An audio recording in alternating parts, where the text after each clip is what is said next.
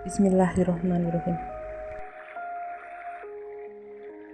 Hati tenang dan pikiran tenang adalah idaman banyak orang, namun tidak semua orang bisa merasakan hal tersebut. Ada banyak masalah dan ujian yang terkadang membuat hati gundah dan pikiran tidak karuan. Ketenangan hati yang menjadi dambaan setiap insan. Banyak cara orang mencari ketenangan hati, bahkan mengeluarkan banyak uang, namun belum juga menemukan ketenangan jiwa. Kita ketahui bahwa ketenangan hati tidak semata didapat dengan materi semata. Akan tetapi jika kita kembali kepada yang menguasai hati, yang membolak-balikkan hati, ia adalah Allah Subhanahu wa Ta'ala, yang mengetahui isi hati makhluknya. Dia adalah sumber ketenangan jiwa, ketenteraman batin setiap anak cucu Adam. Dari kesibukan kerja, beban kehidupan yang berat, tekan pekerjaan yang begitu mengikat dan berat, tuntunan kehidupan yang begitu glamor, kemajuan zaman yang begitu canggih. Banyak manusia mencari ketenangan hati melalui hiburan, musik, jalan-jalan, dan cara-cara yang membuat hatinya nyaman. Bahkan ada yang sampai meminum obat-obatan yang terlarang atau obat penenang yang kesemuanya dapat memberikan ketenangan semu. Sementara terkadang banyak dampak yang negatif.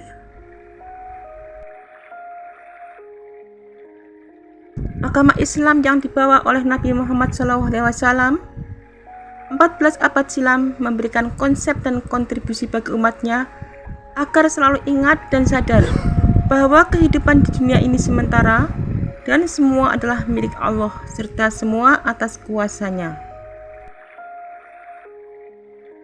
Quran Surat Ar-Ra'd ayat 28 yang berarti yaitu orang-orang yang beriman dan hati mereka menjadi tentram dengan mengingat Allah.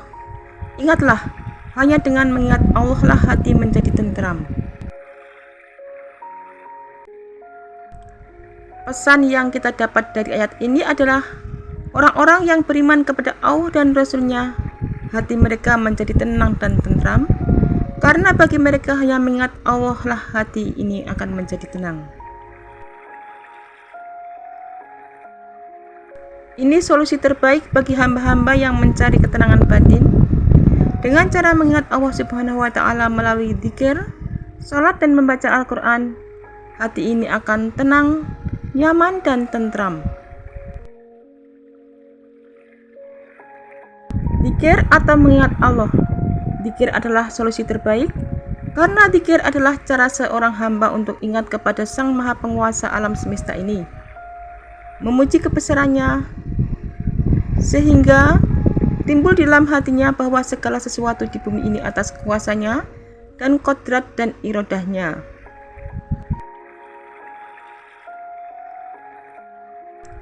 Tidak satupun makhluk yang melihat di bumi yang lepas dari pantauan dan pengawasannya. Semua diatur dan ditetapkan oleh Allah. Apalagi kita sebagai manusia yang diciptakan sebagai makhluk yang sempurna, yang dituntut untuk beribadah dan mengingatnya. Ikhlas menjalani kehidupan. Keikhlasan hati akan membawa jiwa yang tenang, karena hati yang ikhlas akan semua ketetapan Allah akan melahirkan perilaku yang sabar, jujur, taat, dan berakhlak mulia. Beribadah tanpa pamrih itulah ciri hal manusia yang ikhlas. Itu semua indikator keberhasilan keikhlasan jiwa seseorang. Selalu bersyukur. Mensyukuri semua nikmat yang Allah anugerahkan kepada kita adalah sebuah ungkapan terima kasih hamba kepada Sang Khalik. Rasa syukur ini tidak hanya diucapkan melalui bibir, akan tetapi dengan merealisasikan nikmat yang telah diberikan Allah kepada kita dengan cara sedekah, berbagi kebaikan, menolong orang lain, dan selalu berbuat kebaikan.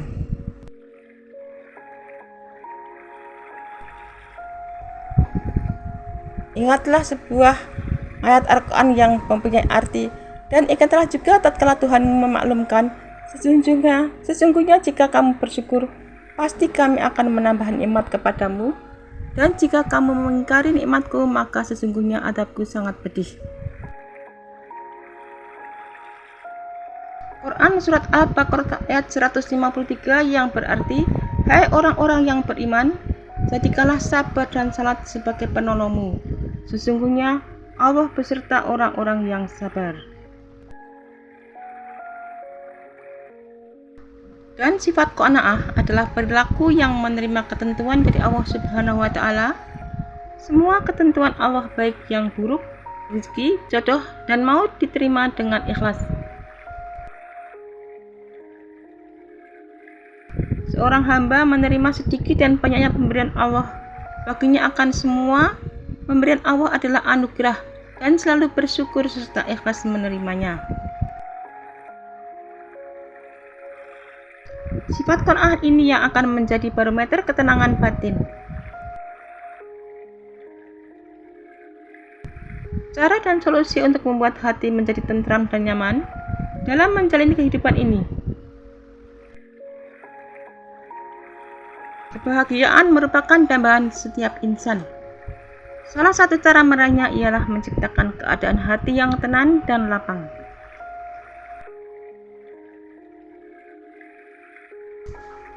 Kebahagiaan dunia dan akhirat sangat bergantung kepada kesehatan dan kejernihan hati. Sementara kesehatan dan kejernihan hati sangat bergantung kepada keyakinan kepada Allah, sifat-sifat terpuji di dalamnya, serta seberapa jauh ia dari sifat tercela yang bisa bersarang di dalamnya. Orang yang selamat di akhirat adalah orang yang membawa hati yang bersih. Bersih dari kesyirikan kepada Allah, bersih dari sifat-sifat tercela, bersih dari berbagai penyakit hati. Selain itu, hati yang bersih juga merupakan sarana untuk meraih ketenangan dan kelapangan hati. Maka kunci-kunci menerai ketenangan hati inilah yang akan menjadi pembahasan kita pada kesempatan kali ini.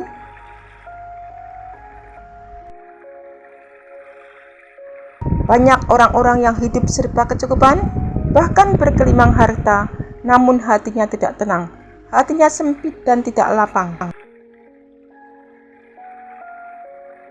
Kunci ketenangan dan kelapangan hati adalah taat kepada Allah dan kepada Rasul-Nya. Sebagaimana kita ketahui, taat kepada Allah merupakan salah satu sifat orang yang beriman dan bertakwa kepada Allah. Sementara orang yang beriman dan bertakwa sangat dicintai oleh Allah. Apapun hajat dan keinginannya akan dipenuhi. Apapun masalah yang dihadapinya akan diberikan jalan keluar. Bahkan ia akan dilimpahi rezeki dari jalan yang tidak disangka-sangka. Termasuk hatinya akan selalu dilapangkan di setiap keadaan. Bukankah itu merupakan penenang dan pelapang hati? Barang siapa yang bertakwa kepada Allah, niscaya dia akan membukakan jalan keluar baginya dan menganugerahkan kepadanya rezeki dari arah yang tidak dia duga. Itulah janji Allah bagi siapapun hambanya yang bertakwa kepadanya. Kunci penenang dan pelapang hati adalah berzikir dan selalu mengingat Allah, Zat yang Maha Menciptakan. Bahkan lebih luas lagi, selain zikir dengan asma dan sifat-sifatnya, kategori zikir di sini mencakup zikir menguat kekuasaan, ciptaan dan aturan-aturannya, ancaman-ancamannya serta tanda-tanda kebesarannya.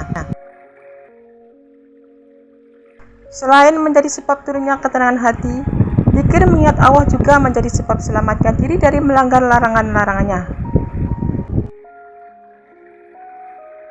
Bayangkan saat kita berkeinginan untuk melakukan kemaksiatan kepada Allah, kemudian segera mengingat Allah, niscaya kita akan mengurungkan keinginan itu. Pasalnya kita merasa takut terhadap siksa dan ancamannya. Alangkah baiknya dan memang semestinya hati kita selalu mengingat Allah, kapanpun dan dimanapun, baik zikir dengan lisan, dengan hati maupun dengan keduanya, baik secara jahar atau suara keras maupun secara sir atau suara pelan. Ingatlah, hanya dengan mengingat Allah hati akan selalu tentram. Quran Surat Ar-Ra'd ayat 28. Untuk meraih ketenangan hati dan kelapangan hati adalah bertaubat dan berserah diri kepada Allah. Setiap manusia pasti berbuat dosa dan kesalahan. Obatnya adalah bertaubat kepada Allah. Orang yang berdosa kemudian bertaubat ibarat orang yang kotor kemudian mandi. Hal itu harus segera dilakukan. Jangan menunggu dosa itu berkarat dan berakibat mengenasnya hati. Selain bertaubat, jika kita ingin tenang dan lapang hati harus berserah diri kepada Allah. Apapun yang datang darinya kita terima dengan keikhlasan. Berprasangka baiklah kepada Allah. Sebab di balik sesuatu yang kurang kita senangi, ada rahasia besar dan kebaikan yang hendak Allah berikan.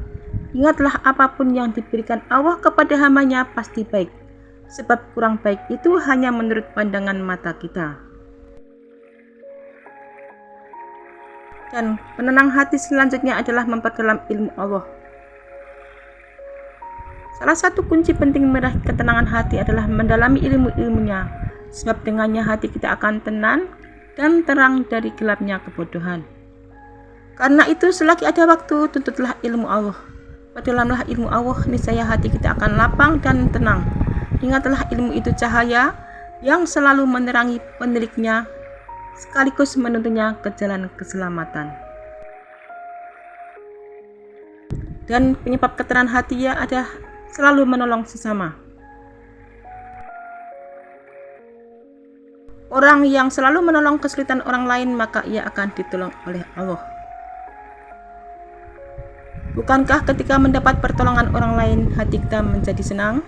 Maka itu pula yang dialami orang lain saat ditolong oleh kita. Maka mulai dari itu, perbanyaklah membantu orang lain, niscaya kita akan mendapat pertolongan Allah. Sebab itu, marilah kita menebar kebaikan, sebab kebaikannya akan kembali kepada kita.